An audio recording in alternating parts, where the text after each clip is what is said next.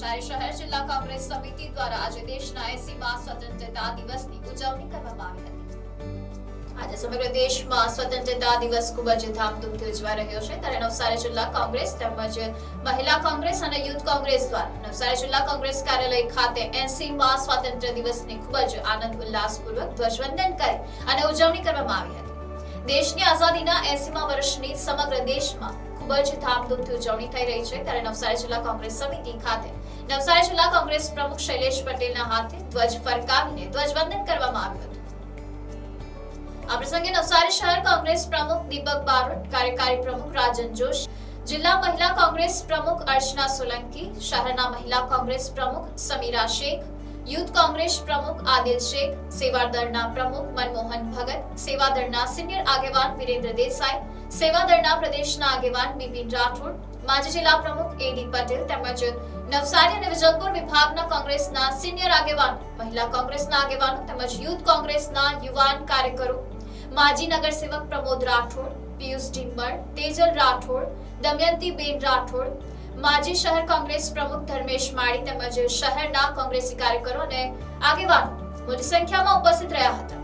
ખૂબ જ આનંદ ઉલ્લાસ અને ભાઈચારાના વાતાવરણમાં 80મા સ્વાતંત્રતા પર્વ દિવસની ગૌરવભેર ઉજવણી કરી હતી। આ પ્રસંગે જિલ્લા કોંગ્રેસ પ્રમુખ શૈલેષ પટેલે દેશની વર્તમાન પરિસ્થિતિ અંગે સૌને વાકેફ કરી આગામી સમયમાં દેશને ભ્રષ્ટાચારીઓના હાથમાંથી આઝાદ કરાવી દેશના લોકોને ફરી પાછું કોમી એકતા અને ભાઈચારા સાથે અને ગરીબો, યુવાનો, વેપારીઓ અને દેશના તમામ નાગરિકોની ચિંતા કરતું સુવ્યવસ્થિત શાસન આપવા માટે ફરી એક આઝાદીની લડાઈ લડવા માટે એક થઈ અને ભ્રષ્ટ સરકાર સામે લડવા માટે સજ્જ થવાનું આહવાન કર્યું હતું। આજે 80મા વર્ષમાં આપણે આઝાદીના વર્ષમાં પ્રવેશ્યા છે। ખરેખર દેશ 80 વર્ષ પછી ક્યાં છે એનું મૂલ્યાંકન કરવું ખૂબ જરૂરી છે, કારણ કે વિકાસના નામે રોડો બનાવવામાં આવે છે, પરંતુ રોડો ઉપર ખાડાઓ જોવા મળે છે અને નરિયો ભ્રષ્ટાચાર જોવા મળે છે। શિક્ષણના નામે નીટના પેપર લીકો થાય છે, ખાનગી શાળાઓને પ્રોત્સાહિત કરવામાં આવે છે, જીપીએસસી અને આઈએસ દ્વારા ક્લાસ 1-2 અને ક્લાસ 1-2 ની ભરતીઓ ભ્રષ્ટાચારથી કરવામાં આવે છે, ત્યારે ખરેખર શિક્ષણ ઉપર એના હકો ઉપર જે તરાપ મરાઈ છે, ખરેખર 80મા વર્ષ પછી પણ આજે જ્યારે સ્થિતિ છે તો દેશ માટે વિચારવાનો સમય છે। કિસાનો ઉપર જ્યારે એમના હક માંગવા જાય છે ત્યારે લાઠીચાર્જ કરવામાં આવે છે અને એમના હકોથી વંચિત રાખવામાં આવે છે। હજારો ખેડૂતોએ જીવ આપ્યા બાદ પણ ખેડૂતોને હજી હક અધિકારો મળ્યા નથી। યુવાઓએ રોડ ઉપર આવવું પડે છે અને આરોગ્યના નામે ઊંઘાડી લૂંટ થાય છે।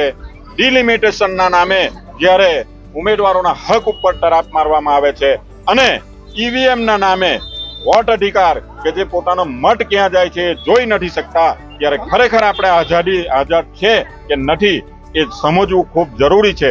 ખરેખર દેશને ફરી પાછી એક લડાઈ લડવાની જરૂર છે અને દેશના હક અધિકાર માટે બીજી આઝાદીની લડાઈ લડીશું તો જ આ દેશનું યુવાધન પણ બચી શકશે અને દેશને નવી દિશા મળશે। Report NDC news, Navsari.